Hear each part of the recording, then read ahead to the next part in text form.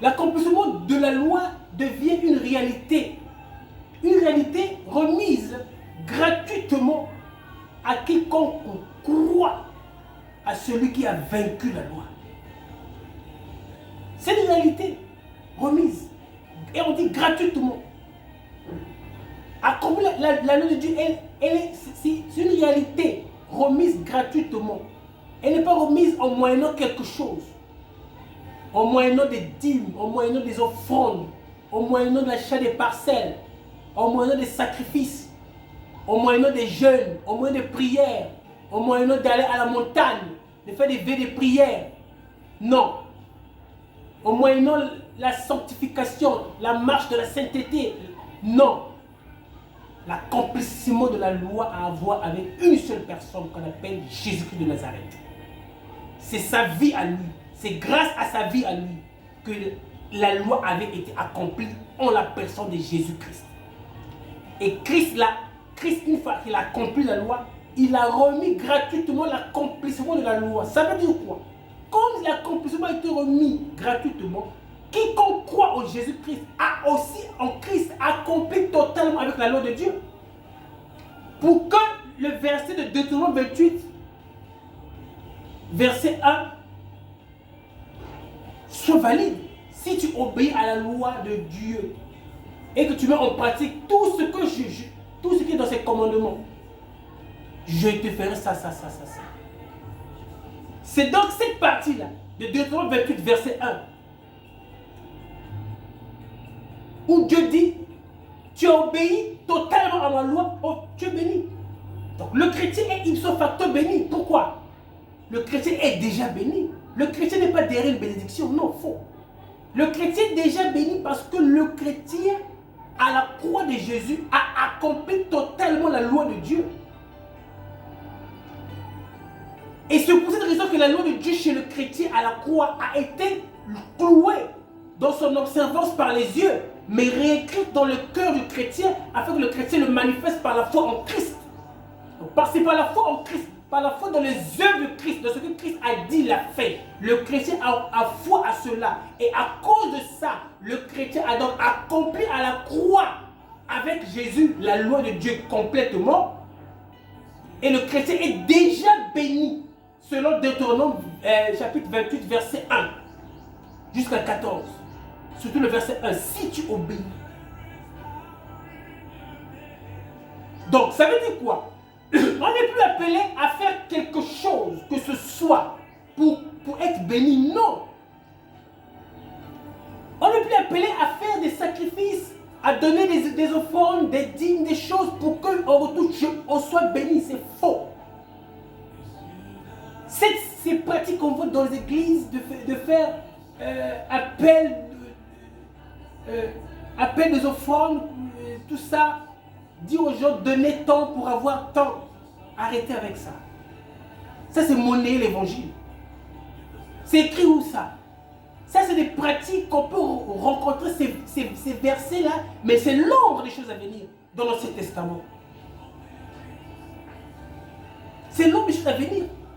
Ce n'est qu'une ombre. Mais le jour qui est la nouvelle alliance n'enseigne pas ça. C'était une ombre. C'était en préfiguration de ce que Christ viendrait faire un jour. Viendrait faire accomplir la loi de Dieu. Ce qui devait arriver est arrivé. C'est ça, ce qui devait arriver est arrivé. En ce moment-là, on abolit, on ne tient plus compte de ce qui est écrit. Dieu ne fait plus rigueur de ce qui est écrit. Dieu ne nous juge plus par rapport à sa parole. C'est ça que ça veut dire. Christ n'est pas venu pour juger les gens. Mais Dieu maintenant, à cause de son amour qu'il a pour nous, il a même envoyé son Fils unique mourir à la croix pour que quiconque croit en lui ne périsse point, mais qu'il soit sauvé. Il nous suffit de croire en Jésus.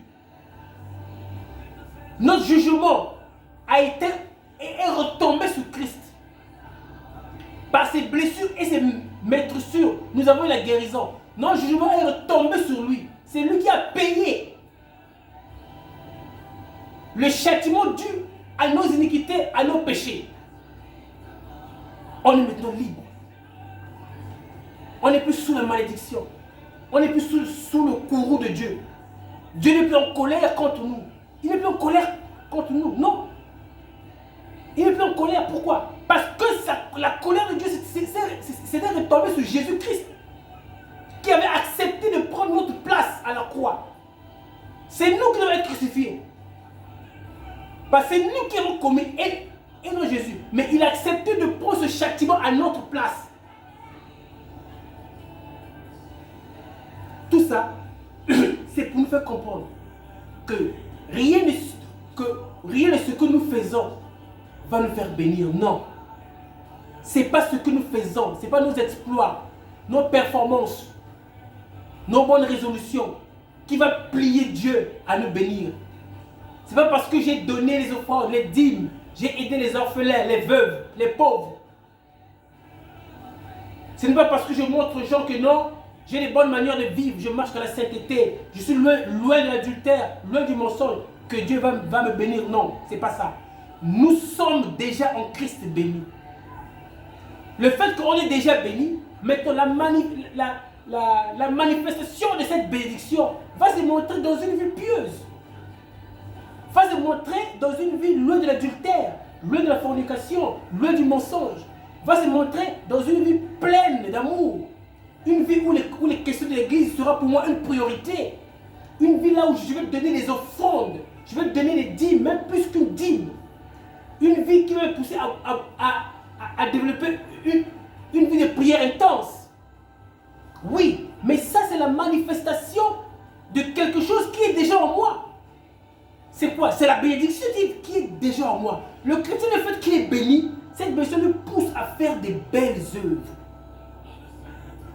Les belles œuvres, ces beaux fruits, ne sont que le résultat de la bénédiction. Donc souvent, qu'est-ce qui se passe? Les gens font le contraire. Ils cherchent les fruits là pour qu'ils soient bénis.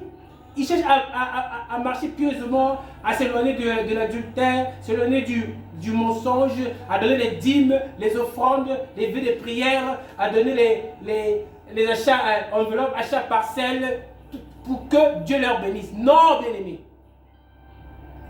Vous êtes déjà bénis. Vous êtes déjà bénis.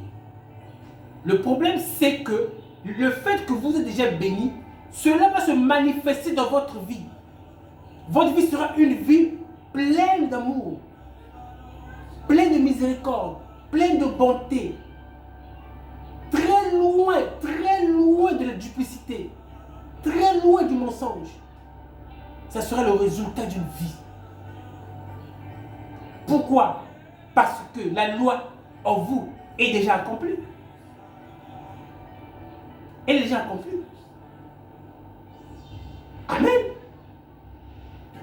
Donc, c'est une question très importante à laquelle le peuple de Dieu est appelé à comprendre.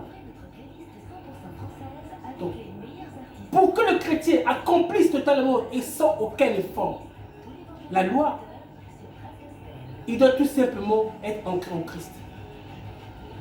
C'est-à-dire, il doit s'identifier dans la conformité à la mort de Jésus, à la croix.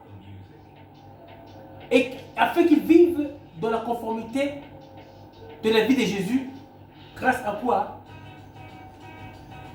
Grâce à l'esprit de vie de Jésus-Christ. L'esprit qu'il a ressuscité d'entre les morts. Vous voyez donc que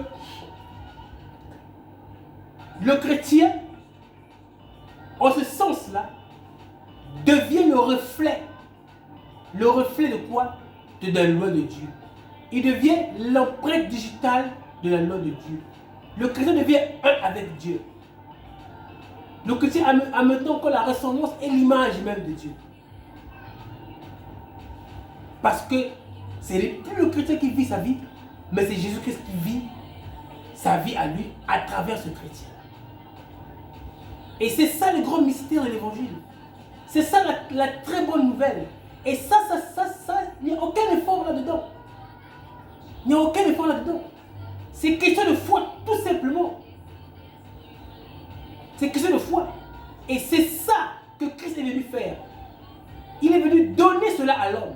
C'est ça le grand don gratuit de l'accomplissement de la loi. Comme il a accompli la loi, il t'a donné ça, il m'a donné ça. Nous sommes déjà bénis à cause de ce que Christ a fait. C'est Christ qui a fait pour que je sois déjà béni. C'est Christ qui a fait pour que tu sois déjà béni. Ce n'est pas toi qui feras pour que tu deviennes béni. Non, tu l'es déjà. Malgré tes erreurs, malgré tes fautes, il faut comprendre. Change ta mentalité. Change ta façon de voir l'évangile. Tu es déjà béni et tu dois appelé à manifester ce qui est en toi. Ce qui est en toi là. Tu es appelé à manifester ça. Crois que tu l'as déjà. Ne cherche pas la bénédiction. Non, la bénédiction n'est pas à gauche, n'est pas à droite, n'est pas loin là-bas. Mais elle est déjà en toi. Tu dois tout simplement croire. Et croire c'est quoi? Croire c'est quoi? Ce que Christ a dit, que Christ a déjà mis ça en toi. C'est ça la foi. Le juste vivant par la foi.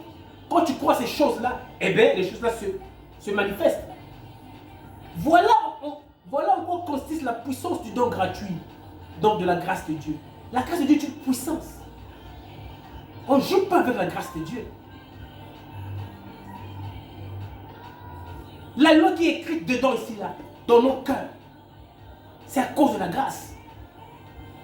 Et elle se manifeste. C'est un don gratuit que Dieu a mis dedans. Dieu a voulu l'écrire dans nos cœurs parce qu'on a cru en Jésus-Christ. C'est ça la puissance de la grâce de Dieu. Amen. On va s'arrêter ici pour cette partie. Nous allons poursuivre une autre partie prochainement. Que Dieu vous bénisse.